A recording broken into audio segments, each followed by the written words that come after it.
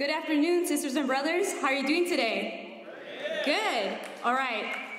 So, for the past 30 years, organized labor has been under attack. The labor unions were first granting concessions to hold on to their membership and relied on supporting a political process to hold on labor-friendly politicians.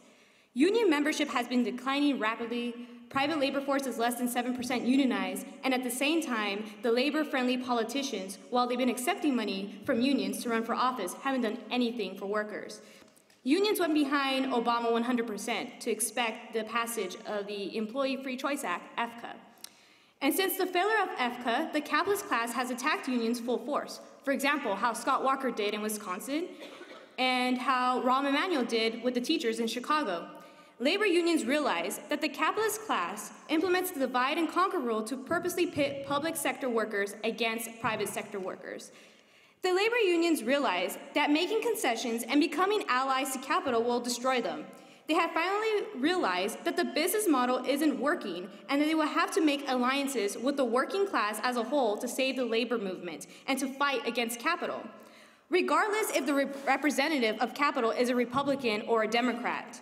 AFL-CIO President Richard Trumka famously stated that labor unions are no longer ATMs to the Democratic Party, and that it is time to take up on the social justice model and not the business union model. Fortunately for labor unions, there has been a discontent amongst the working class. Workers from a labor force that is not traditionally unionized, such as retail workers, temporary workers, fast food workers, have gone on strike. Workers from the largest and richest corporations of the world, such as Walmart and McDonald's, have organized as a result of collaboration between unions, faith groups, and community organizations. Labor unions are beginning to reach out to community groups that don't want to see their neighborhoods destroyed, and faith-based organizations that are tired of seeing the immorality of exploitation of workers. With all that said, it is amazing to see Walmart, warehouse, and fast food workers fighting back by striking.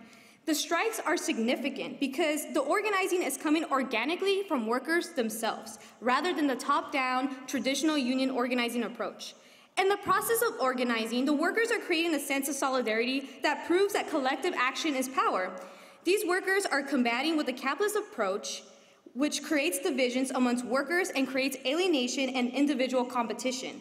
These fascinating workers are creating a different model of community, one based on solidarity and the building of community and action against capitalist aggression. Although we are seeing successes from the Chicago teacher strike, Walmart strike, fast food strike, we still have a lot of work to do. We need to organize all sectors of the working class, and not just to fight capital, but to build a society that will value human beings and labor above profits. That society cannot exist under capitalism. Capitalism has proven that its sole purpose is to generate profits for the capitalist class at the expense of the working class.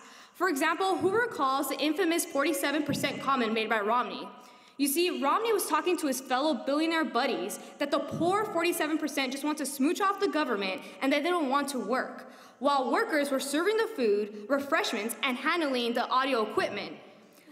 Those workers were invisible to Romney and his capitalist buddies. That is why the billionaires thought they can buy the election by putting Proposition 32 on the ballot. The capitalist class assumed that they can deceive the invisible working class by getting them to vote for an initiative which was disguised as democracy. The workers didn't buy it because obviously we are not stupid enough to believe that the Lincoln Club of Orange County can bring us close to democracy.